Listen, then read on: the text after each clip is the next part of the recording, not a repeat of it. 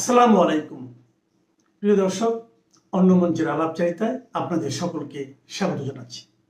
লন্ডনে ডিম ছুঁড়ে মারা হলো আলোচিত এনসিপি নেতা হাসনাত আবদুল্লার ওপরে। পালিয়ে না যাওয়ার প্রতিশ্রুতি দেওয়া, হুঙ্কার দেওয়া এই নেতা ডিমের ভয়ে পালিয়ে বীরের এভাবে পলায়নকে উপেক্ষা করেছে তারই ছাত্র সংগঠন তথা জামাতের বি টিম এনসিপি। বরং তারা বিবৃতি দিচ্ছে আমাদের খুবই জনপ্রিয় অভিনেতা মোশাররফ করিমকে নিয়ে। বলা হচ্ছে মোশাররফ করিমকে নাকি আওয়ামী লীগের নেতাকর্মীরা কলকাতায় আটকে ধরেছে, তারা লাল বদর বলে স্লোগান দিয়ে তাকে পিটিয়েছে। মোশাররফ করিম বলছেন ভিন্ন কথা। তিনি বোঝাতে চাইছেন যার বিয়া তার খবর নাই, পাড়াপড়শির ঘুম নাই। মূল ঘটনা কি সেটা আমরা জানবো। হাসনাত আবদুল্লার উপরে এই যে ডিম বর্ষণ, এটি নতুন কোনো ঘটনা কিনা সেটাও বোঝার চেষ্টা করব এবং বোঝার চেষ্টা করব জুলাই সন্ত্রাসীদের সাথে ভবিষ্যতে কি হতে চলেছে। প্রিয় বন্ধুগণ, আমরা জানি অতীতেও এরকম ডিম বর্ষণের ঘটনা ঘটেছে। এটি উদ্বোধন কে করেছেন সেটা নিয়ে বিতর্ক আছে। তবে অপর এনসিপি নেতা আক্তার হোসেন এই জুলাই জঙ্গিকেও কিন্তু আমেরিকাতে ডিম দিয়ে শুভেচ্ছা জানানো হয়েছিল। গত মে মাসে পর্তুগালে এনসিপি নেতা এবং সিলেট জেলা শাখার সাংগঠনিক সম্পাদক মোহাম্মদ আক্তার হোসেনকেও কিন্তু ডিম দিয়ে শুভেচ্ছা জানানো হয়েছে। জুলাই আন্দোলনে যারা অংশগ্রহণ করেছেন তাদের মধ্যে বড় একটা অংশকে আমরা দেখেছি মব সন্ত্রাসে যুক্ত থাকতে। এই ঘটনায় কিন্তু সাধারণ আন্দোলনকারীরাও ক্ষুব্ধ, কারণ কেউই তো চাইবে না তাদের কোনো ন্যায্য আন্দোলনকে পুঁজি করে নাহিদ ইসলামের ভুড়ি বারুক, হাসনাত আবদুল্লাহ এমপি হোক, সার্জিস আলম জমিদারের নাতি বনে যাক, অথবা ওই হাতিয়ার হান্নান মাসুদ, জেনজিরা ৭২-এর সংবিধান ছায় না, যাদের পরনে কাপড় ছিল না, পায়ে স্যান্ডেল ছিল না, তারা ওয়েস্টার্নে গিয়ে হাঁসের মাংস খাক। বাংলাদেশের মানুষ সরল হতে পারে, অনেক ক্ষেত্রে ধুরন্ধর হতে পারে, কিন্তু তাদের মাথায় কাঁঠাল ভেঙে খাবেন আর সেটি তারা সহ্য করবে এমনটা কিন্তু ভাবলে ভুল হবে। আওয়ামী লীগের বিরুদ্ধে যে মব সন্ত্রাস সারা বাংলাদেশে চালানো হয়েছে এবং যার নেতৃত্বে জামাত এনসিপি মুখ্য ভূমিকা পালন করেছে তা কিন্তু বাংলাদেশের মানুষের কাছে স্পষ্ট। বলা হচ্ছিল যে আওয়ামী লীগের সন্ত্রাসীরা গত ১৬ বছর এই করেছে সেই করেছে এবং সেই অন্যায়ের বিরুদ্ধে হয়েছে জুলাই অভ্যুত্থান। বুঝলাম সেখানে নিরস্ত্র সাধারণ শিক্ষার্থীদের উপরে পুলিশ গুলি চালিয়েছে, তাও বুঝলাম, কিন্তু অস্ত্রধারী পুলিশকে কারা হত্যা করলো? নিরস্ত্র সাধারণ নিরীহ মানুষ অস্ত্রধারী পুলিশকে হত্যা করে ফেলল, তাও আবার শতাধিক, এবং সেই হত্যার কোনো বিচার হলো না। এখানে কি ঘটল? এবং বাংলাদেশের সার্বভৌমত্বের উপরে যে আঘাত এসেছে, আমাদের গুরুত্বপূর্ণ প্রতিষ্ঠানগুলো যে আমেরিকার দখলে চলে গেল, সেবেলায় আওয়ামী লীগের নেতাকর্মীদের বাংলাদেশে অবস্থান করাটা এক প্রকার অসম্ভব করে তুলেছে এই জুলাই জঙ্গিরা। জুলাই সন্ত্রাসী আলাদা করে বলার কিছু নেই। যারা ভালো বা সৎ উদ্দেশ্যে আন্দোলনে গিয়েছিলেন তারা কোনোভাবেই ক্ষতিগ্রস্ত হবেন বলে আমি মনে করি না। আজকে আমরা যে ঘটনাটি দেখলাম, মোশাররফ করিম, তাকে বলা হচ্ছে মব করা হয়েছে, আবার অনেকেই বলছেন করা হয়নি। মোশাররফ করিমকে লালবদর বলা হয়েছে, অনেকে বলছেন করা হয়নি, স্বয়ং মোশাররফ করিমও বলছেন যে না, করা হয়নি।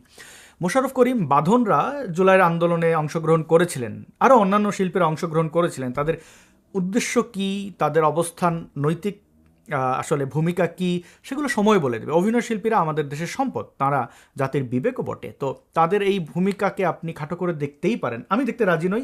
জুলাইয়ের আন্দোলনে তারা দাঁড়িয়েছিলেন, কিন্তু একইভাবে তাদের উপরে দায়িত্ব বর্তায় যে জুলাই পরবর্তী আওয়ামী লীগের নেতাকর্মী সহ অন্যান্য নিরাপরাধ মানুষের উপরে যে পরিমাণে মব সন্ত্রাস চালানো হয়েছে, যেভাবে তাদের উপরে নিপীড়ন চালানো হয়েছে, ধর্মীয় সংখ্যালঘুদের উপরে যেভাবে খবর নেমে এসেছে, সেই বেলায় আমাদের শায়ান, মোশাররফ করিম, বাঁধনরা কি বলেছিলেন, কোন রাস্তায় নেমেছিলেন, কোন বুলহর্ন হাতে তুলে নিয়েছিলেন দেখিনি আমরা। তো তাদের সাথে কি হবে সেটা সময় বলে দেবে। একটু আওয়ামী লীগের দিকে তাকানো যাক এবং আওয়ামী লীগের কর্মী সমর্থকরা যেভাবে জুলাই জঙ্গিদের দৌড়ের উপর রাখছে এবং জুলাই জঙ্গিরাও যেভাবে আতঙ্কিত, সেটা আসলে আমাদের কি বার্তা দিচ্ছে? প্রথম কথা হচ্ছে, আপনি যদি আপনার বাবাকে সন্তান জন্ম দেওয়া শেখান তাহলে বোধহয় ভুল হবে, কারণ তিনি না জানলে আপনি জন্মাতেন না। এই বাংলাদেশ সৃষ্টি করেছে আওয়ামী লীগ। এখন আপনি যদি তাদের উপরে মব চালিয়ে মনে করেন যে না, এটা কোনো ব্যাপার না, তাদের উপরে এরকম নির্যাতন নিপীড়ন চালানো যায় এবং এটাই অব্যাহত থাকবে, তাহলে ভুল করছেন। আপনার দিকেও এটা ঘুরে আসবে এবং সেটা ইউনূসের সুদের হারের চেয়েও বেশি। এটা কোনো হুমকি ধমকি, এটা কোনো সম্ভাবনা নয়, এটা বাস্তবতা। আওয়ামী লীগ এই দেশের জন্ম দিয়েছে। পাকিস্তানি মিলিটারির রক্তচক্ষু উপেক্ষা করে লাখো মানুষ রক্ত দিয়েছিল স্বাধীনতা সার্বভৌমত্বের জন্য। আপনারা জুলাই জঙ্গিরা সেই 1971-এর প্রেতাত্মা এই জামাত শিবির রাজাকারদের মানে ব্যানারে থেকে বা ব্যানারের বাইরে থেকে গুপ্ত থেকে এসে এই দেশের মানুষের উপরে নির্যাতন চালাবেন আর সেটা বৈধ হয়ে যাবে, এমনটা ঘটবে না। আওয়ামী লীগ বাংলাদেশের প্রত্যেকটা জায়গায় আছে, প্রত্যেকটা শ্রেণী পেশার মানুষের মধ্যে আছে। অবাক হবেন না, এই জুলাই জঙ্গিরা যদি মারা যায়, এদের গোর খোদক দেখা গেল গোর খুঁদেছে, কবর খুঁদেছে, দাফনের সময় সে যদি বোঝে যে জুলাই জঙ্গি, ওই কবরের মাটি সে ফেলে মাটির উপরে মুতে দেবে যেন জুলাই জঙ্গির কবর না হয়। এটাই হচ্ছে আওয়ামী লীগ। একটা উদাহরণ দিলাম, প্রত্যেকটা পদে পদে আওয়ামী লীগ আছে। বিশ্বের এমন কোনো দেশ নেই যেখানে আওয়ামী লীগ নেই। এই জুলাই জঙ্গিরা হল ভাড়া করে বোঝালো যে অক্সফোর্ড তাদের আমন্ত্রণ জানিয়েছে, সেখানে অন্যান্য জুলাই জঙ্গিদের সামনে এবং রাজাকার আলবদরদের সামনে, কিছু নিরীহ মানুষও বাংলাদেশে ছিলেন, তাদের সামনে তারা লেকচার দিল, বুঝাইলো যে আমাদের বিশাল হ্যাডাম, এবং ডিমের ভয়ে পেছনের রাস্তা দিয়ে যে হোটেলে উঠেছে সেই হোটেলের ব্যাকডোর দিয়ে পালাচ্ছে। কেন? অন্যান্য জুলাই জঙ্গিরা, অন্যান্য জামাতপন্থীরা তাদের রক্ষা করতে পারলো না কেন? এটাই আওয়ামী লীগ। আপনি পৃথিবীর যে প্রান্তে যান, তাদের উপরে যে মব চালিয়েছেন, এটা আপনাদের সুদে আসলে গ্রহণ করে নিতে হবে। রাজনৈতিক প্রতিহিংসা না দেখিয়ে রাজনৈতিকভাবে যদি মোকাবেলা করা হতো আওয়ামী লীগকে, তাহলে আমার মনে হয় না আওয়ামী লীগ আসলে কিছু বলতে পারতো। কারণ আওয়ামী লীগ, ছাত্রলীগ, যুবলীগ, তাদের তো ভূমিকা আমরা দেখেছি। হ্যাঁ, বলতে পারেন দোষে গুণে মানুষ রাজনীতি করতে গেলে ভুল হয়, শুদ্ধ হয়, সেটা ভিন্ন আলাপ। আদালতকে সঠিক রেখে নিরপেক্ষভাবে যদি এই ঘটনাগুলোর তদন্ত করা হতো, বিচার করা হতো, তাহলে বোধহয় আওয়ামী লীগের পক্ষেও আত্মপক্ষ সমর্থনের সুযোগ থাকতো। গণহারে মামলা দিলেন, দেশ থেকে বিতাড়িত করলেন, দেশে যারা আছে তাদের নির্যাতন নিপীড়ন চালাচ্ছেন তাদের উপরে, আবার ভাবছেন আপনাদের যেখানে হ্যাডাম, মানে গলির বাইরে গেলে আপনি, মানে আপনার ঘেউ থেমে গেলেই রক্ষা পাবেন। ব্যাপারটা এরকম না, মার খেতে হবে, কারণ আপনারা মেরেছেন, প্রচুর মেরেছেন। এবং আনন্দের বিষয় এবং জুলাই জঙ্গিদের জন্য দুঃখের বিষয় হচ্ছে এখন সবার হাতে হাতে ইন্টারনেট, স্মার্টফোন, ডেটা, কোনো কিছুই গোপন যাচ্ছে না, কোনো কিছুই লুকিয়ে রাখতে পারছেন না। তাহলে ভবিষ্যৎ যেটা আপনারা রচনা করেছেন সেটার থেকে বের হতে চাইছেন কেন? হাসনাত আবদুল্লাহ দিয়ে শুরু করেছিলাম, কি হ্যাডাম বাংলাদেশে দেখিয়েছে, মানে কোন জায়গায় সে হুমকি দেয়নি, আজকে পালিয়ে বেড়াচ্ছে। কালকে কি হবে, পরশু কি হবে, সেটা আমরা দেখব। জুলাই জঙ্গিদের সমর্থন যারা এখনও করছেন এই ভেবে যে আচ্ছা জুলাই তো আমিও জুলাই আন্দোলন করেছি, আমিও অংশগ্রহণ করেছি, ওদের মারলে তো আমাকেও মারবে না, আপনি ভুল করছেন। যদি আপনি গণতান্ত্রিক অধিকারের জায়গা থেকে জুলাইয়ের আন্দোলনকে সমর্থন করেও থাকেন, সেটা তো কোনো অপরাধ না, বুক ফুলিয়ে বলেন। কোনো আন্দোলন সংগ্রাম তো অপরাধের হতে পারে না। ভিন্ন মত কোনোভাবেই দোষের কিছু নয়। আপনি যদি অপরাধ না করে থাকেন, আপনি যদি অন্যায় না করে থাকেন, কোনো দাবি তুলে থাকেন এবং সেই দাবির কারণে যদি সরকারের পতন হয়ও, সেটা তো যৌক্তিক এবং আপনি বীরদর্পে সেটা বলবেন। আমাদের মুক্তিযোদ্ধারা এই স্বাধীনতা সংগ্রাম দেখেন, 52-এর ভাষা আন্দোলন, কেউ কি গুপ্ত ছিল, লুকিয়ে ছিল, পালিয়ে বেরিয়েছে? না। আমাদের বঙ্গবন্ধু শেখ মুজিবুর রহমান যে দাবিগুলো তুলেছেন সেগুলো গোপনে, 7ই মার্চ, এগুলো কি? বঙ্গবন্ধুকে ইতিহাস থেকে বাদ দিতে চাইবেন, জাতীয় নেতাদের বাদ দেবেন, মুক্তিযোদ্ধাদের বাদ দেবেন, পুস্তকে জায়গা দেবেন কাকে? শাহ মাহাদিকে। আপনাদের অস্তিত্ব তো আপনারাই ধ্বংস করছেন। সামনে জামাতকে ক্ষমতায় আনবেন, দেশের সার্বভৌমত্ব ধ্বংস করবেন, এক অংশ দিয়ে দেবেন ভারতকে, এক অংশ, বড় অংশ দিয়ে দেবেন আমেরিকাকে, এবং ভাববেন যে রাজাকারদের ওই 1971-এর অপরাধ এখনও মানুষ ক্ষমা করেনি, কোনোদিন করবেও না, আবার নতুন অপরাধ যুক্ত হবে, আর ভাববেন বাহ, এই জুলাই জঙ্গি ছেলেপেলে যেগুলো আছে, হাসনাত, সার্জিস, এদের দেখে আমার আসলে আফসোস হয়। এই তোদের বাবা মা নাই, পরিবারের সদস্য নাই, তাদের জন্য মায়া হয় না? এদেরকে বিপদে ফেলছিস কেন? ফৌজদারি অপরাধ করে কেউ কোনো দিন পার পায় না।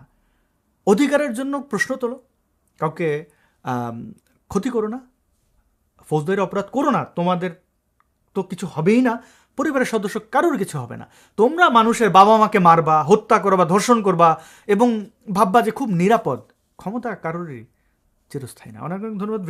প্রধানমন্ত্রী তারেক রহমানের একজন উপদেষ্টা প্রতিমন্ত্রী পদমর্যাদার খুবই কদর্যভাবে কথা বলেছেন একটি সংবাদ সম্মেলনে। তিনি ভারতে প্রবেশ করার পথে প্রতিবন্ধকতার মুখোমুখি হয়েছেন। তিনি নিজেকে বিব্রতকর পরিস্থিতি থেকে রক্ষা করার জন্য প্রোটেস্ট হিসাবে দেশে ফিরে এসেছেন, এমনভাবে তিনি কথা বলেছেন। সে বিষয়টা নিয়ে কয়েকটি কথা বলতে চাই। কে এই জাহিদুর রহমান, কি তার অতীত? আমি বাংলাদেশে তাকে কোনো একজন খ্যাতিমান চিকিৎসক হিসেবে কোথাও দেখিনি এবং কোনো লিটারেচারও দেখিনি। বাংলাদেশের কোনো রাজনৈতিক দলের গুরুত্বপূর্ণ নেতা হিসেবে কোথাও দেখিনি। বাংলাদেশের সামাজিক বা স্বেচ্ছাসেবকমূলক কর্মকাণ্ডে তার কোনো অবদানের কোনো উল্লেখযোগ্য ইতিহাস আমি দেখিনি। কোনো মেধাবী ছাত্রজীবন থেকে শুরু করে চিকিৎসা বিজ্ঞানে তার মেধার চর্চা কোথাও দেখিনি। তাকে দেখেছি টেলিভিশনের পর্দায় গিয়ে আওয়ামী লীগকে গালিগালাজ করতে এবং একটি গণতান্ত্রিক সাংবিধানিক সরকার উচ্ছেদের জন্য এবং উচ্ছেদ পরবর্তীতে সেটাকে বৈধতা দেওয়ার জন্য যত প্রকার ইনিয়ে বিনিয়ে মুক্তিযুদ্ধের পক্ষের বিপক্ষে কথা বলা যায় সেই কর্মকাণ্ড করতে দেখেছি। একটা পর্যায়ে দেখলাম তার ব্যক্তিগত জীবন, তার স্ত্রী এবং অন্যান্যদের নিয়ে অনেক কেলেঙ্কারির ঘটনা সামাজিক যোগাযোগ মাধ্যমে বেরিয়ে আসলো। তিনি জিডি করলেন ইত্যাদি ইত্যাদি। সব মিলে বলছে দেখবেন ক্লিন ইমেজের লোকও না, রাজনৈতিক অতীত নাই, কোনো বর্ণাঢ্য অতীত নাই, কোনো কন্ট্রিবিউশন নাই, কোনো মেরিটোরিয়াস অবস্থান নাই, কিচ্ছুই নাই। এই টেলিভিশনে দালালি করার স্বীকৃতি হিসাবে তারেক জিয়া সরকার তাকে একটু উচ্ছিষ্ট হালুয়া রুটির ভাগ দিয়েছেন, প্রতিমন্ত্রীর পদমর্যাদায় উপদেষ্টা। তার কাজটা কি কোনো এক্সিকিউটিভ কাজ নাই, ওই যে আওয়ামী লীগের বিরুদ্ধে কথা বলা গোয়েবলসীয় ভাবে সেটা করেন তিনি। তার আদব কায়দা শিষ্টাচারের ঘাটতি লক্ষ্য করে দেখেছি। আমি একসময় মন্ত্রী ছিলাম, ক্যাবিনেট মিনিস্টার তথ্যমন্ত্রী তার পাশে বসা জহিরুদ্দিন স্বপন, তিনি সংবাদ সম্মেলন করেন। ক্যাবিনেট মিনিস্টার কিন্তু এমপি এবং ফুল মিনিস্টার, আর উনি কিন্তু এমপিও না, উনি উপদেষ্টা প্রতিমন্ত্রীর মর্যাদায়। তো যেখানে ফুল মিনিস্টার বসা থাকে সেখানে উনি সংবাদ সম্মেলন করেন কিভাবে? Under odd provision of law, rules of business আসে, ওয়ারেন্ট অফ প্রেসিডেন্সি তো কোনোভাবে আসে না। উনি সেটা করেন কারণ ওনার মতো নগ্ন দালালিপূর্ণ কথা বলা হয়তো মন্ত্রী বলতেন কিনা সেটা নিয়ে কথা আছে। উনি ভারত সম্পর্কে খুব নেতিবাচক কথাবার্তা বলছেন, জঘন্য কথাবার্তা বলছেন। আমি প্রতিবেশী বন্ধু রাষ্ট্রের প্রতি আমাদের কৃতজ্ঞতা আছে মহান মুক্তিযুদ্ধে তাদের অবদানের কারণে। যে উনি যে কথাগুলো বলছেন সেটার ভিডিওটা আমার কাছে আছে, আমি ভিডিওটা দেখাতে চাই না, কারণ ওটা পুনরায় প্রচার করা মানে আরেকটি নেতিবাচক বিষয়কে সামনে নিয়ে আসা। এত নেককারজনক কথা বলছেন ভারত সম্পর্কে, এত জঘন্য কথা কোনো ভদ্রলোক বলতে পারে, শিক্ষিত লোক বলতে পারে আমার ধারণা নাই। এইসব বলার পর উনি সেই দেশে ঢুকতে গেছেন। তার চেয়ে জঘন্য কাজটি, উনি রাষ্ট্রীয় বা সরকারি একটি স্ট্যাটাস পেয়েছেন, প্রতিমন্ত্রীর পদমর্যাদায় উপদেষ্টা। তাহলে তো উনি ব্যবহার করবেন ডিপ্লোম্যাটিক পাসপোর্ট। দেখলাম উনি নাকি অর্ডিনারি পাসপোর্ট নিয়ে গেছেন। এটা তো আরেকটি অপরাধ। শেখ হাসিনা সরকারের একটি পিরিয়ডে সৈয়দ আবুল হোসেন নামক একজন প্রতিমন্ত্রী, তিনি তার জেনারেল পাসপোর্ট নিয়ে বিদেশ সফর করার পরে, বিষয়টা প্রকাশিত হওয়ার পরে প্রধানমন্ত্রী তাকে পদত্যাগ করার জন্য নির্দেশ দেন, কারণ এটা ছিল সম্পূর্ণরূপে অবৈধ। এই ডক্টর জাহিদ, ডক্টর না সরি উনি ডাক্তার, এই ডাক্তার জাহিদ সামাজিক যোগাযোগ মাধ্যমে দেখলাম তিনি ডিপ্লোম্যাটিক পাসপোর্টও নাকি ব্যবহার করেননি। এক হচ্ছে যে দেশ সম্পর্কে আপনি নিকৃষ্ট জঘন্য অশ্লীল অশ্রাব্য ভাষায় কথা বলছেন, যেটা কূটনৈতিক সম্পর্ক রক্ষার শিষ্টাচারের চরম পরিপন্থী। আবার সেই দেশে আপনি ঢুকতে যাচ্ছেন, তাও আবার আপনার পাসপোর্টের স্ট্যাটাস যেটা আপনি পেয়েছেন দয়া করে দেশে তারেক সাহেব সেটাকে হাইড করে। আপনাকে যদি কোনো দেশ মনে করে যে আপনি সেই দেশের জন্য ক্ষতিকর, যদি মনে করে যে আপনি সেই দেশের শত্রু, যদি মনে করে আপনি সেই দেশ সম্পর্কে জঘন্য মিথ্যাচার করেন, তাহলে সেই দেশ আপনাকে জিজ্ঞাসাবাদ করবে, এটাই তো স্বাভাবিক।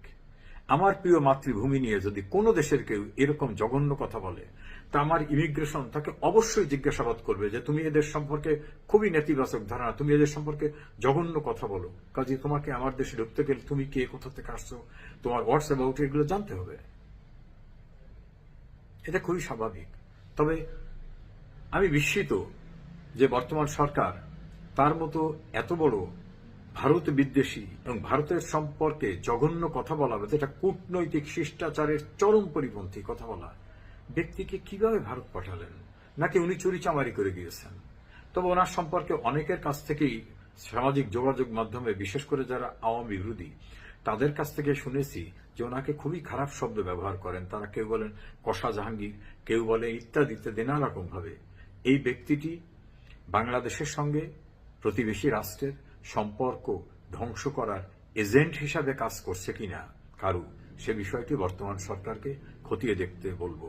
কারণ তার আদ্যপান্ত, তার অতীত, তার বিভিন্ন সময়ের কথাবার্তা, টেলিভিশনের কথাবার্তা, টকশোতে কথাবার্তা, সেমিনারে কথাবার্তা, এই ভারতে যে ঢুকতে না পারা, ফেরত আসার পরে কথাবার্তা, আমার মনে হচ্ছে যে তারেক জিয়া সরকারকে ভারতের সঙ্গে চরম সংঘাতে নিয়ে যেতে অথবা খুবই ভয়ঙ্কর কোনো পরিবেশ সৃষ্টি করতে সে বিশ্বাসঘাতকের ভূমিকায় অবতীর্ণ কিনা এটা বর্তমান সরকারের খতিয়ে দেখা উচিত বলে আমি মনে করি।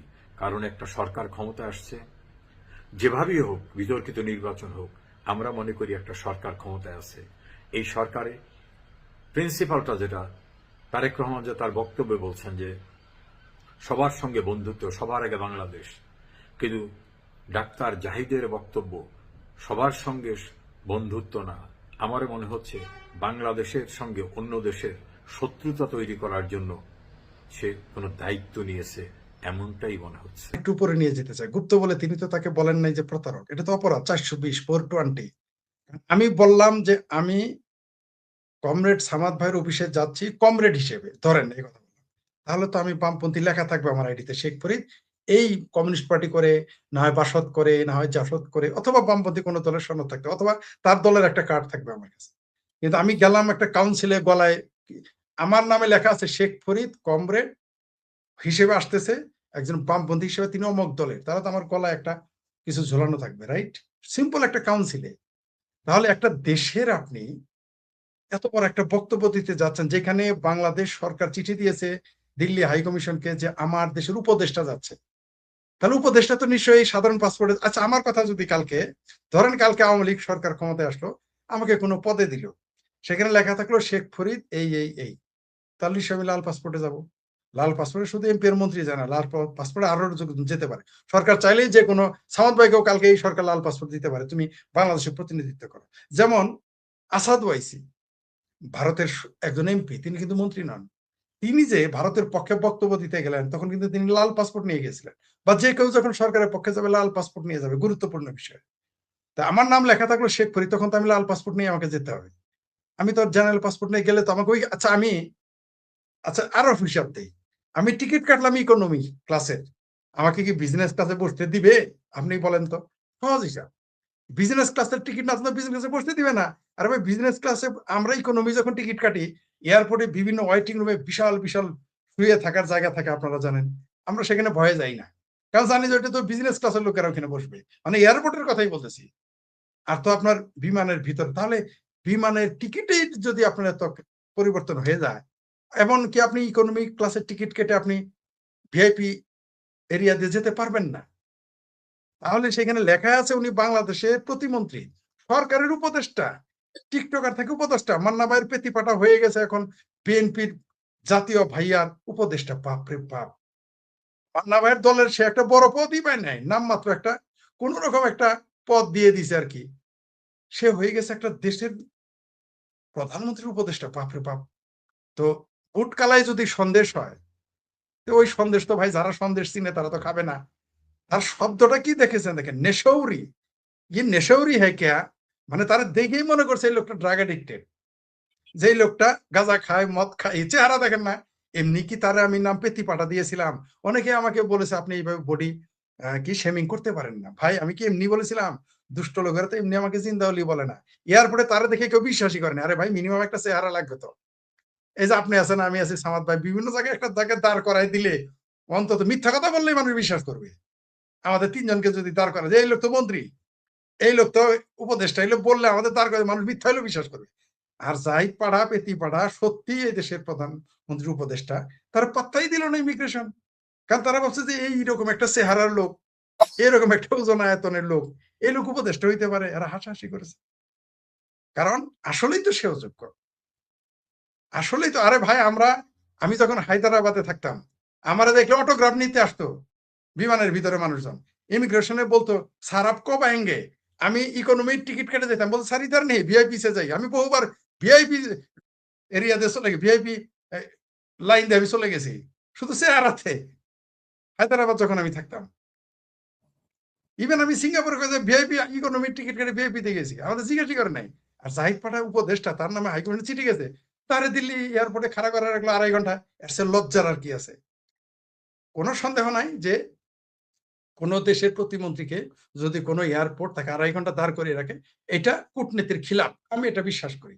সেটা বাংলাদেশ না, সেটা যদি সুদানেরও করি আমরা, সেটা বেআইনি এবং দৃষ্টিকটু, অসভ্যতা। কিন্তু একটা লোকে তারা বিশ্বাস করতে পারতেছে না। এখন এ দায় কে নিবে? এ দায় কে নিবে? শাহরুখ খানকে কি 4 ঘন্টা দাঁড় করে রাখে নাই? কারণ তাদের বিশ্বাসই হয় না এই লোকটা নায়ক। তারা ১ম এ বিশ্বাসী, কারণ শাহরুখ খানের পাসপোর্টে তো শাহরুখ খান লেখা না। কারণ শাহরুখ খানের পাসপোর্টে তো শাহরুখ খান তো তার ফিল্মি নাম। এটা তার ফিল্মি নাম। এখন বাংলাদেশে, যেমন বাংলাদেশের কয়েকজন শিল্পী আছে, তাদের আমি দেখি, আমি মনে করেছিলাম ওই লোকটা হিন্দু। তার ওই যে গান গায়, কি যেন নাম, নামের শেষে বাবু আছে। আমি মনে করছিলাম এই লোকটা হিন্দু। আপনার লোকসঙ্গীত গায়। এয়ারপোর্টে একদিন আমার সাথে দেখা, থাইল্যান্ড না সিঙ্গাপুরে মনে নাই। দেখি যে তার পিছনে আমি দাঁড়ায় আছি। তো উনি আমাকে মনে করেছে আমি ইন্ডিয়ান, তাই আমার সাথে কথা বলেনি। কিন্তু আমি যাই তারে কথা বলতেছি, "কেমন আছেন আপনি?" কয়, "আপনি বাংলা বলেন?" "হ্যাঁ।" ও বলছে, "ভাই আমি তো ভাবছি আপনি ইন্ডিয়ান।" সরি, শ্রীলঙ্কান, ইন্ডিয়ান না, শ্রীলঙ্কান। তো আমরা পাশাপাশি দাঁড়ালাম। উনি পাসপোর্ট জমা দিলেন। দেখি যে উনি পাসপোর্ট আরবি নাম। আমি বলি, "কি রে বাবা?" চেহারা বেশভূষা, তারা দেখা যাচ্ছে হিন্দু, পাসপোর্টে আরবি নাম। আমি চমকে গেছি। আবার কোন এয়ারপোর্টে আমি যখন যাই, আমারে তারা পাসপোর্ট দেখে বলে, "আপনার নাম কি আসলে শেখ ফরিদ? না, আপনি কি..." অনেকেই মনে করে, আমি অনেক জায়গায় গেছি। আমি এয়ারপোর্টে ইমিগ্রেশনে গেছি। আমি যখন পাসপোর্ট দেখাইতে গেছি, আমার অনেক জায়গায় বাংলাদেশী লেখা থাকে কাউন্টার। আমার সরাই দিছে। কয়, "আপনি ওইদিকে যান।" কোন দেশে গেছি, বলছে যে, "আপনি তো শ্রীলঙ্কার ওইদিকে যান।" কোন দেশে বলছে, "আপনি তো ইন্ডিয়ান, ওই লাইনে দাঁড়ান।" তো চেহারা তো একটা মানুষের ফ্যাক্টর। আমাকে দেখে ভুল করছে। তারা ভাবেই নাই যে আমি বাংলাদেশী। তারা মনে করেছে আমি ইন্ডিয়ান, অথবা মনে করেছে আমি শ্রীলঙ্কান। ইভেন ইন্ডিয়ান হাই কমিশনের বিশেষ ব্যক্তি একদিন আমারে ভুল বুঝছে। বলছে যে সে মনে করছে আমি ইন্ডিয়ান। সে তো আমার সাথে কথা বলে ফটো তুলে তো বোকা হয়ে গেছে। কারণ বিশেষ জায়গায় ছবি উঠছে। ইন্ডিয়ান কোন এক দেশের মানে তারা হাই কমিশনের লোক। তারা ফার্স্ট সেক্রেটারি সরানো হয়েছে। ছবি তোলার পর তো বোকা হয়ে গেছে। আমাকে বলছে, "ভুলেও এই ছবিগুলো আপনি প্রকাশ করবেন না।" কই, "কেন?" কয়, "আপনারও সমস্যা, আমারও সমস্যা। কারণ আমি তো আপনাকে ইন্ডিয়ান বলে আপনি আসতে দিছি। কারণ ওইখানে ইন্ডিয়ান ছাড়া যাইতেই পারবে না। আমাকে ভুলে যাইতে দিছে। আমিও বুঝতে পারি। আমি বললাম, "স্যার আমি তো জানিই না যে এখানে অনলি ফর ইন্ডিয়া। সেটা তো আমার ধারণা নাই।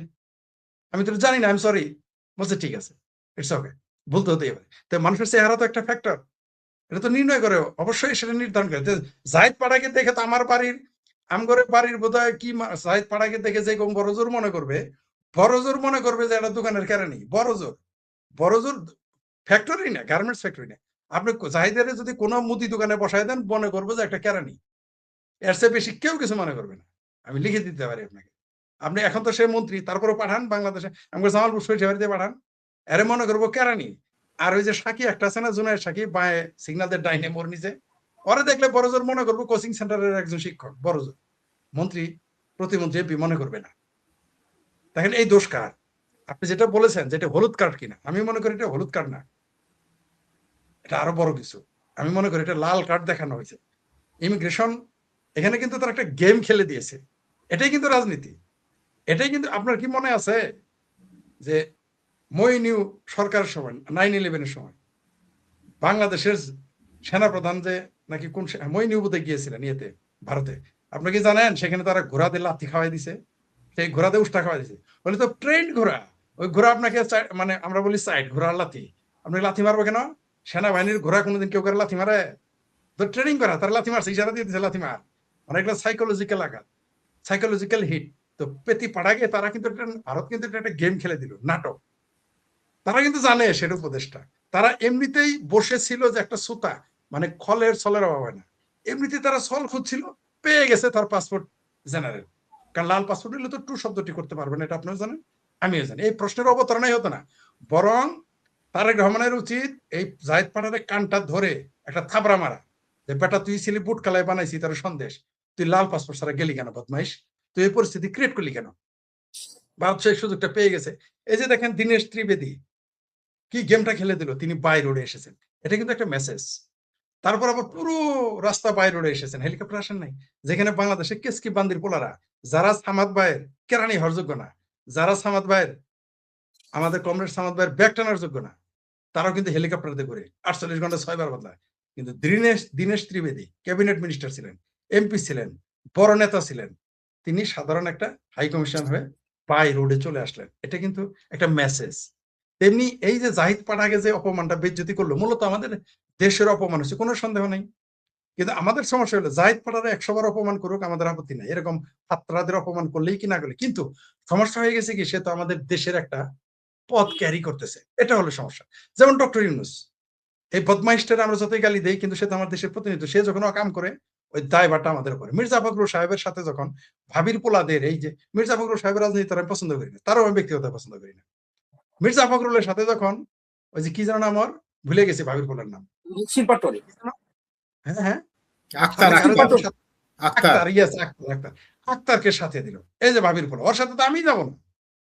মির্জা ফখরুল একটা দলের তো মহাসচিব, বড় একটা দলের মহাসচিব, তার সাথে আক্তারকে পাঠাই দিল এবং পাবলিক ডিম মারলো। কত বড় বেজ্জতি হলো। সামাদ ভাইয়ের সাথে আমি গেলাম নাটোর, আমাকে ডিম মারলো। এটা তো সামাদ ভাইকে মারা হবে যদি সামাদ ভাই আমার সাথে থাকে, সামাদ ভাইয়ের ছেলে যদি আমার সাথে থাকে, সামাদ ভাইয়ের ছেলেকে ডিম মারলো, এটা তো আমাকেও মারা হবে, তাই নয় কি? তাহলে মির্জা ফখরুলকেও তো ডিম মারা হয়েছে, এটা কিন্তু পরিকল্পিতভাবে পাঠিয়েছিল মির্জা ফখরুল সাহেব। আমি তখন কি বলেছি, এটা একটা দেশের সাথে বেজ্জতি করা হয়েছে, এটা হইতে পারে না। মির্জা ফখরুলের সামনে তো আমি চেয়ারে বসবো না। এই যে এত সমালোচনা করে আমাকে যদি বলে বসো, আমি বসবো না, কারণ তিনি একটা দলের মহাসচিব, বড় দল, সেটাকে পছন্দ করি না করি, আমাকে ওবায়দুল কাদের সামনে বসতে বলে আমি বসবো না, এটাই স্বাভাবিক। কিন্তু এগুলো সব পরিকল্পিত ভাবে করা হচ্ছে, ইচ্ছা করে করা হচ্ছে। জাহিদ পাঠাও চেয়েছিল একটা আলোচনার সমালোচনা আসুক, সে কিন্তু এটা জেনে বুঝে করেছে, আপনি নিশ্চিত থাকেন। এই জাহিদ পাঠা, এই পেতিপাড়া, মান্না ভাইয়ের পেতিপাড়া, এটাও বামের থেকে, আধা বাম থেকে সিগন্যাল দিয়ে তারেক রহমানের ওখানে চলে গেছে বাটপারি করে। তো এই পেতিপাড়া কিন্তু এটা পরিকল্পিত ভাবে করছে, একটা ভেজাল বাজুক। আর ভারতের যারা ইমিগ্রেশনে ছিল তারাও চেয়েছিল যে আমরা চান্সে আছি, কিন্তু সমস্যা হয়ে গেল। 100 পেতিপাড়া বেজ্জিত হলেও সমস্যা নেই, 100 কমরেড সামাদ ব্যক্তিগত বেজ্জিত হলেও, আমি শেখ ফরিদ বেজ্জিত হলেও সমস্যা নেই, কিন্তু প্রতিষ্ঠান আব্দুল সামাদ, কমরেড সামাদ, প্রতিষ্ঠান শেখ ফরিদ, প্রতিষ্ঠান রূপচাঁদ, এটা কিন্তু ভাই, কারণ প্রশ্নটা তো দেশের, সেই জন্য এটা আমাদের দেশেরও বেজ্জিতি করছে। এই কারণে জাহিদ পাঠার পদত্যাগ করানো উচিত, এর কানটা ধরে বের করে দেওয়া উচিত, যে তুই বেটা এই পদের যোগ্য না, তুই যেখানে পুনঃ মুশিকও ভব, আবার তুমি মুশিক হয়ে যাও। কারণ মুশিককে আইনে তারেক রহমান ব্যগ্র বানিয়েছে, এক এক কানটা ধরে থাপড়া দিয়ে পিছে একটা পিএল দেওয়া যাবে না, পাছায় লাথি দিলে তার যে পাছার অবস্থা, কারণ দেখেন না ইমিগ্রেশনে তারা মনে করছে নেশৌর, এটা গাঁজাখোর মনে করছে, লাথি দিলে মাঝে মাঝে ভেঙে যাবে, তখন সমস্যা হবে। তারা কানটা ধরে সংসদ থেকে, মন্ত্রিসভা থেকে বের করে দেওয়া উচিত, উপদেষ্টা পরিষদ থেকে, কারণ সে দেশেরও বেজ্জিতি করেছে, কোনো সন্দেহ নাই, এতে আমরাও বেজ্জিত হয়েছি, আমার দেশেও বেজ্জিত হয়েছে, কিন্তু আমাদের কিছু করার নাই, ভুলটা আমরা আগে করেছি। জি জি, ফরিদ ভাই, আপনার একটু ছোট ছোট প্রশ্ন, সময় তো এটা ব্যাপার, অনেকগুলা প্রশ্ন জমা হয়েছে, এর মধ্যে আপনি কয়েকদিন আসেনও নাই, দর্শক আমাদেরকে প্রশ্ন পাঠান। ফরিদ ভাই, একটা বিষয় হচ্ছে যে এই যে পাঠ্য পুস্তকে আপনার আপনার ইয়ের নাম আসবে, এটা নিয়ে আমরা দেশে বিদেশে, হ্যাঁ, আপনার তথাকথিত জুলাই যোদ্ধা যিনি শহীদ হয়েছেন, হ্যাঁ, তাদের বক্তব্য নিয়ে শহীদ হয়েছেন, তার নাম ঢুকবে একটা বিষয়। একটা বিষয় হচ্ছে যে আমরা দেখলাম শিক্ষামন্ত্রী বলছেন যে বিশ্ববিদ্যালয়, বাংলাদেশের প্রতিটা জেলায় একটা বিশ্ববিদ্যালয় করা হবে, কিন্তু এই শিক্ষামন্ত্রী আবার বলছেন যে সঙ্গীত শিল্পী বাদ দেওয়ার কথা উঠেছে সংসদে, যাতে কোনো শিক্ষা প্রতিষ্ঠানে সঙ্গীত শিল্পী নিয়োগ না দেওয়া হয়। এই টোটাল বিষয়গুলো নিয়ে মানে কি বলবেন, একসাথে বলেন প্লিজ। তাহলে প্রথমত আমি যদি হাদিকে নিয়ে বলি, তালিবাস সহ অন্তস্থাকেরা হাদি, এই হাদিকে পাঠ্যপুস্তকে স্থান দেওয়া মানে পাঠ্যপুস্তকের কি বলবো আর, খারাপ ভাষায় তো বলা যাচ্ছে না, আপনার সেন্সর আছে, মানে পুরো শিক্ষা ব্যবস্থাটা বুঝে নেন পাবলিক কি বলতে চাইছি। পুরো পাঠ্যপুস্তকের, যেই দেশে পাঠ্যপুস্তকে বঙ্গবন্ধুর ভাষণ সরিয়ে নেওয়া হয়, সেই পাঠ্যপুস্তকে হাদির অধ্যায় কি লিখবেন আপনি, শিরোনাম কি দিবেন, তালিবাস সহ অন্তস্থাকেরা হাদি, এছাড়া কি লিখবেন আপনি? এর কি অবদান, মানে এই যে তাকে নিয়ে আলোচনা করতেছি, আমার কাছে এটি সময় অপচয় এবং তার দাম বেশি দিয়ে ফেলছি, তারা আবার পাঠ্যপুস্তকে, এটা হাস্যকর ব্যাপার। আরো হাস্যকর ব্যাপার যে এই সমস্ত ফাত্রা ফুত্রাদের, জামাতি, এই জামাতি জাউরা ফাতরা ফুতরাদের নিয়ে, যাদের মুখ এতই খারাপ যে উচ্চারণ করা যায় না পরিবারের সামনে, তাদের নিয়ে কবর দিয়েছে জাতীয় কবি নজরুল ইসলামের পাশে। এগুলো নিয়ে কি বলবো আর ভাই, হাস্যকর। আর আপনি যেটা বলেন, একদল বলতেছে বিএনপির মধ্যে একদল বলতেছে প্রত্যেক জেলায় জেলায় বিশ্ববিদ্যালয় বানাবে, আর মন্ত্রী সংসদে দাঁড়িয়ে বলেছেন যে মন্ত্রী পরিষদ প্রাথমিক বিদ্যালয়গুলোতে শিক্ষক নিয়োগ চিরতরে বন্ধ করে দিয়েছে। মানেটা কি দাঁড়াইলো? এই মন্ত্রী পরিষদটা কি কাবুলের মন্ত্রী পরিষদ? পাকিস্তানেরও না, পাকিস্তানের সংসদে এত বড় খাতরা সিদ্ধান্ত নিবে না। আগে জানতাম এটা বিএনপির মন্ত্রী পরিষদ, এখন তো দেখতেছি এটা কাবুলের মন্ত্রী পরিষদ, এখন তো দেখতেছি এটা বিএনপিরা মোল্লাদের মন্ত্রী পরিষদ। তা নাহলে এটা কি করে সম্ভব? আপনি সঙ্গীত শিক্ষা নিয়োগ দেওয়া বন্ধ করে দিলেন। মানে এরা যে কার কার কাছে যে মুসলেখা দিয়ে আছে বুঝতে পারছেন তো? মানে জামাত, হেফাজত, এই মাদ্রাসার মোল্লা জঙ্গিদের কাছে কিরকম মুসলেখা দিয়ে আছে বুঝতে পারছেন? কতটুকু প্রেসারে থাকলে তারা শিক্ষক নিয়োগ দেয় নাই। তারা তো বিএনপি হলো একটা মানে সাদাবাজার দল, তারা বলে লাভের জন্য নিয়োগ। শিক্ষক তাদেরই, শিক্ষক লক্ষ লক্ষ শিক্ষক নিয়োগ দিত, এগুলো তাদেরই হইতো। টাকা পয়সা খাইতো লাখ লাখ কোটি কোটি, শত শত কোটি টাকার ব্যবসা হইতো। এটাও তারা করতে পারলো না কেন? মোল্লাদের সাথে। একটা দেশকে যদি শুধু মিলিটারি ধরে, ওই দেশ সর্বনাশ। শুধু মোল্লায় ধরে, ওই দেশ সর্বনাশ। এই বাংলাদেশকে ধরেছে মোল্লা আর মিলিটারি দুইজনে মিলে। এই দেশের সর্বনাশ তো হবে। আবার যখন বলে প্রত্যেক জেলায় জেলায় বিশ্ববিদ্যালয় দিব, এটা আরো হাস্যকর। টাকলা ফুয়াদ আছে না, একটা ব্যারিস্টার নাকি বালিস্টার আছে, সে তো বলেছে বাংলাদেশে এত বিশ্ববিদ্যালয় দিয়ে কি হবে, কলেজ দিয়ে কি হবে, স্কুল কলেজ দিয়ে কি হবে। সে ক্রিকেট খেলা দেখতে হয় 11 জন, একটা বল নিয়ে 11 জন খেলে, একটা বল নিয়ে 22 জন দৌড়ায়। হাস্যকর ব্যাপার। এরা এই ধরনের মানুষ এই দেশে বাস করে। তো সেই দেশে আপনি বিশ্ববিদ্যালয় দিয়ে কি করেন? মাদ্রাসা বানান। এই বাংলাদেশ তো এখন মাদ্রাসা, এই বাংলাদেশ এখন বিশ্ববিদ্যালয়ের উপযোগী নয়। এই বাংলাদেশের এখন কেবল মাদ্রাসার উপযোগী। আপনারা মাদ্রাসা বানান, কারণ এই দেশের বিশ্ববিদ্যালয়গুলো হায়ার মাদ্রাসা। এটা আমি বলিনি, অধ্যাপক মেজবাউদ্দিন স্যার বলেছেন যে পুরো বাংলাদেশে ঢাকা বিশ্ববিদ্যালয়ের মতো, যেটা রাজনৈতিক ঐতিহ্য ইতিহাস আপনি আমার চেয়ে ভালো জানেন দুইজনই, আপনারা প্র্যাকটিক্যাল সেখানে, কারণ আমি তো ঢাকা বিশ্ববিদ্যালয় ছাত্র ছিলাম না। তো এই ঢাকা বিশ্ববিদ্যালয় আমাদের ইতিহাস ঐতিহ্য এইভাবে ধারণ করেছে। সেই বিশ্ববিদ্যালয় যদি হায়ার মাদ্রাসা হয়ে যায়, তাহলে 64 সালে 64 বিশ্ববিদ্যালয়। আবার ওই যে আবার মন্ত্রী তো উল্টা বলেছে যে আমরা আর বেকার বানাইতে চাই না। এটা স্ববিরোধী কেন? তো এরা তো কেন স্ববিরোধী আমি বুঝতে পারতেছি না। এরা মুক্তিযুদ্ধের প্রশ্নে স্ববিরোধী, গণতন্ত্রের প্রশ্নে স্ববিরোধী, কে স্বৈরাচার না সেই ব্যাপারে তারা স্ববিরোধী। তারা জামাতকে মনে করে গণতান্ত্রিক দল, আওয়ামী লীগ নিষিদ্ধ করে। তারা স্বাধীনতা বিরোধী, 71-এর 30 লক্ষ খুনি অগণিত নারী ধর্ষণকারী দলকে ইলেকশন করতে দেয়। আর মুক্তিযুদ্ধে যাদের অবদান, যাদের নেতৃত্বে মুক্তিযুদ্ধ হয়েছে তাদের নিষিদ্ধ করে। এদের তো আমি চরিত্র বুঝতে পারতেছি না। এরা বলে আসলে আওয়ামী লীগ পুলিশ ছাড়া চলতে পারে না, পুলিশ লীগ দিয়ে দেশ চালায়। এখন দেখতেছি এরা তো আর্মি দল হয়েছে, আর্মি এদের জাতীয়তাবাদী আর্মি দল দিয়ে এরা চলতেছে, আর্মি ছাড়া চলতে পারে না। এই যে স্ববিরোধিতা, কার কথা কি বলবো? এই বাংলাদেশের 64টি বিশ্ববিদ্যালয়ে শিক্ষা খাতে আপনার বাজেট কত? আপনি বানাবেন শিক্ষা খাতে বাজেট কত? 64টা বিশ্ববিদ্যালয় বানাবেন। আর এই দেশে তো বিশ্ববিদ্যালয় আপনি ছাত্র খুঁজে পাবেন না। সব আর যদিও আপনি বিশ্ববিদ্যালয় বানান, সবগুলো তো হবে মোল্লাদের মাদ্রাসা। এগুলো তো বিশ্ববিদ্যালয় মাদ্রাসা হয়ে যাবে। আমার মতে এখন পুরো বাংলাদেশটা একটা হায়ার মাদ্রাসা হয়ে গেছে। তা না হলে কিভাবে সঙ্গীত শিক্ষাকে আপনি নিষিদ্ধ করলেন? একটা কোট টাই পরা ক্লিন শেওয়ালা মন্ত্রী কিভাবে দাঁড়িয়ে নির্লজ্জ বেহায়ের মতো বলে আমাদের মন্ত্রিসভা প্রাথমিক শিক্ষক নিয়োগ রহিত করে দিল।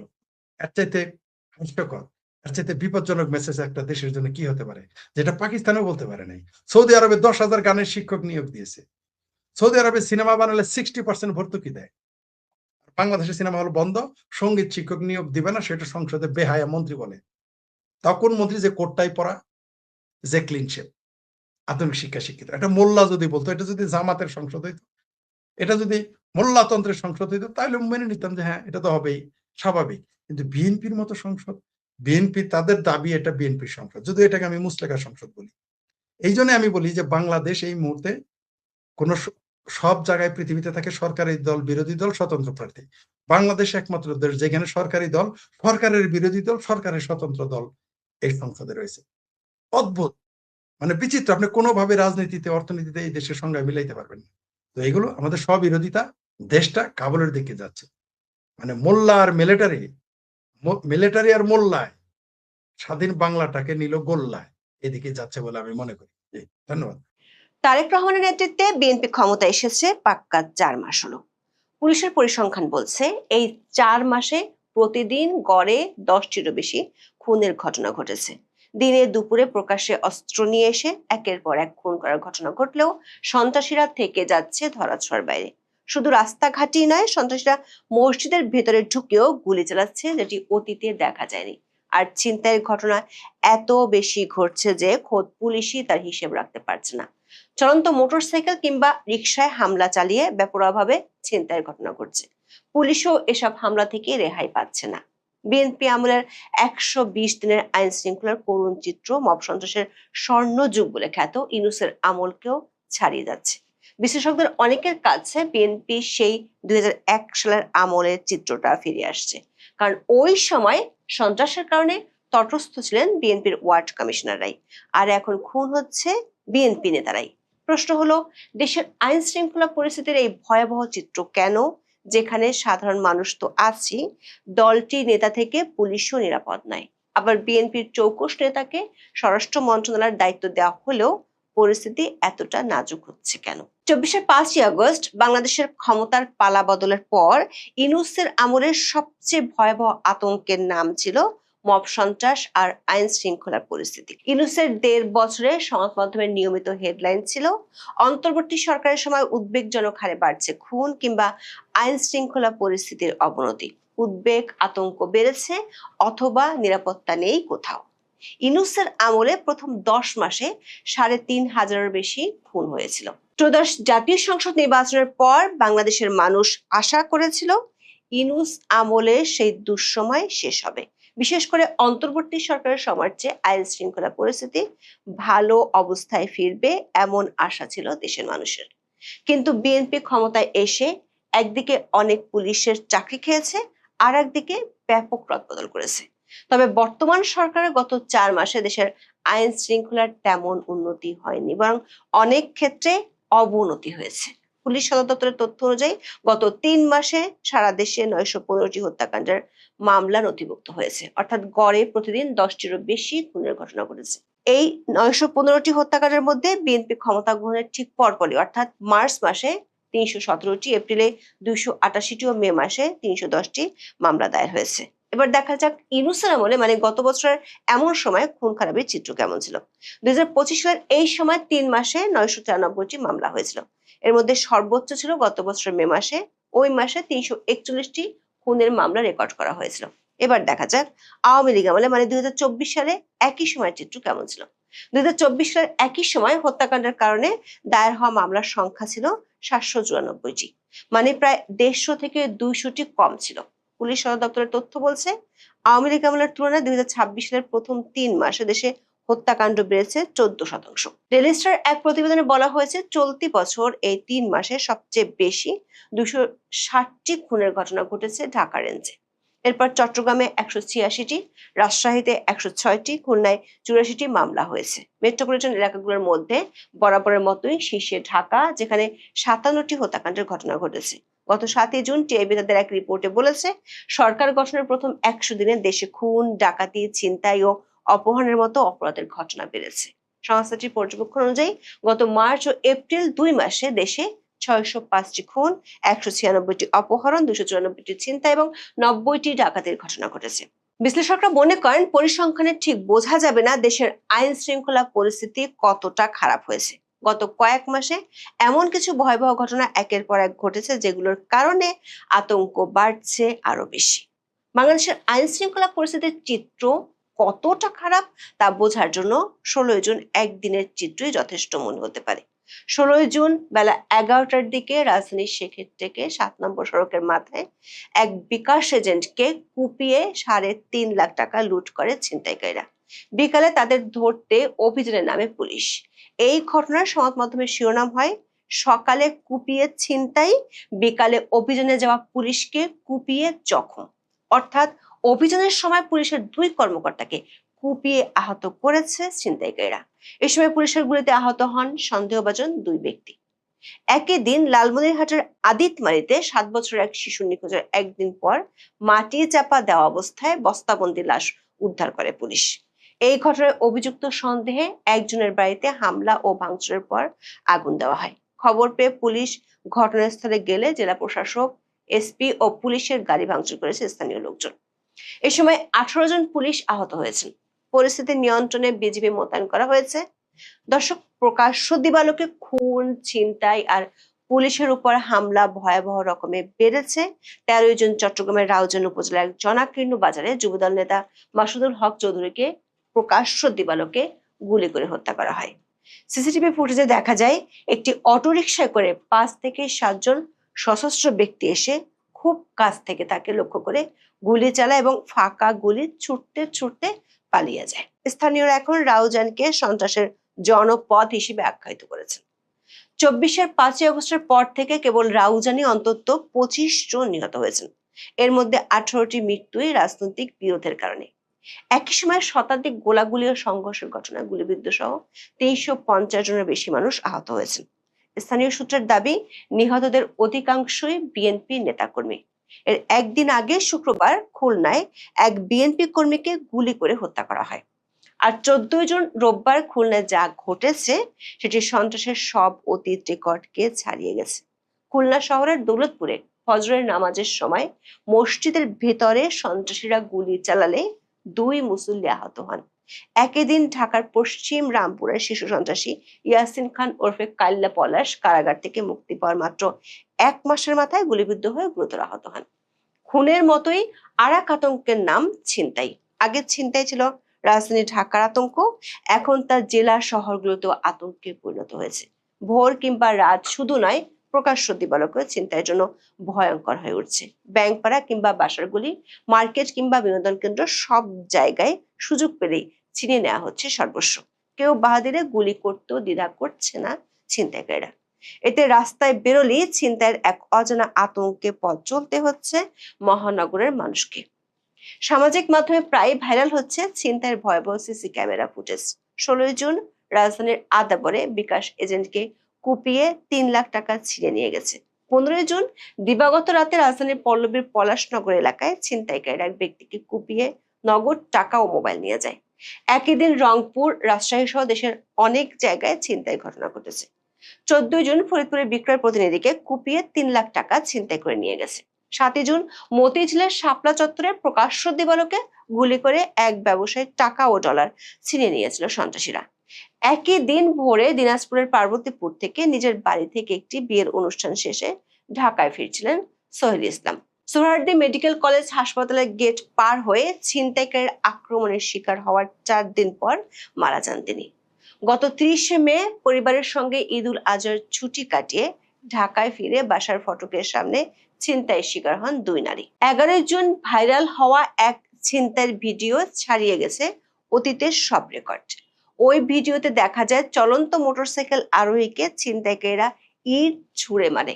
দর্শক, এই ছিনতাই যারা রোধ করবে সেই পুলিশ বাহিনীর সদস্যরা তারা নিজেরাই একের পর এক সন্ত্রাসী হামলার শিকার হচ্ছেন। প্রতি সপ্তাহে দেশের কোনো না কোনো জায়গায় পুলিশ আক্রমণের শিকার হচ্ছেন। 16 জুন কমপক্ষে দেশের 3টি জায়গায় পুলিশ সদস্যরা হামলার শিকার হয়েছেন। 12 জুন রাজধানীর শেরেবাংলা নগর এলাকায় মধ্যরাতে দায়িত্ব পালনকালে ছিনতাইকারীদের ছুরিকাঘাতে পুলিশের 2 সদস্য আহত হন। 10 জুন বগুড়ায় পুলিশের এক এসআইকে ছুরিকাঘাত করে তার কাছে থাকা মামলার গুরুত্বপূর্ণ নথিপত্র ছিনিয়ে নিয়ে গেছে দুর্বৃত্তরা। একই দিন ঢাকার সাভারে পুলিশের উপর হামলা চালিয়ে মাদক মামলায় গ্রেপ্তারি পরোয়ানাভুক্ত এক আসামিকে ছিনিয়ে নেয় তার সহযোগীরা। পুলিশ সদর দপ্তরের পরিসংখ্যান বলছে, ইউনূসের আমলের মতোই বিএনপি আমলে পুলিশের উপর আক্রমণের সংখ্যা বেরিয়ে চলছে। ডেইলি স্টার খবরে বলা হয়েছে, দিনে দুপুরে একের পর এক হত্যাকাণ্ড ও অপরাধমূলক কর্মকাণ্ডে সাধারণ নাগরিকদের নিরাপত্তা এখন বড় প্রশ্নের মুখে। খুন, গোলাগুলি আর ছিনতাই নিত্যদিনের ঘটনা হয়ে দাঁড়িয়েছে। মানুষ নিরাপত্তা চায়, কিন্তু বারবার আশ্বাস দেওয়া হলেও আইন শৃঙ্খলা পরিস্থিতির কোনো উন্নতি দেখা যাচ্ছে না। এমন বেহাল দশার মধ্যেও গত 1 মে থেকে পুলিশ বিশেষ অভিযান শুরু করেছিল। এই বিশেষ অভিযানে দেশ জুড়ে 18,000-এর বেশি মানুষকে গ্রেপ্তার করে পুলিশ। তবে তা অপরাধ দমনে যথেষ্ট ভূমিকা রাখছে না বলে মনে করেন অপরাধ বিজ্ঞানীরা। কারণ হলো, এদের বেশিরভাগই কার্যক্রম নিষিদ্ধ থাকা আওয়ামী লীগ ও অঙ্গ সংগঠনের নেতাকর্মীরা, যারা মূলত গ্রেপ্তার হয়েছেন মিছিল করার কারণে। শীর্ষ আর দলীয় সন্ত্রাসীরা পুলিশের নাকের ডগায় দিনে দুপুরে খুন খারাপি করলেও পুলিশ ব্যস্ত মিছিল করার কারণে আওয়ামী লীগকে ধরতে। বিশ্লেষকদের মতে, যেসব কারণে আইন শৃঙ্খলা পরিস্থিতির এমন নাজেহাল অবস্থা, সে কারণগুলোর দিকে নজর দেওয়ার চেয়ে সরকারের নজর রাজনৈতিক দমন পীড়নের দিকেই বেশি।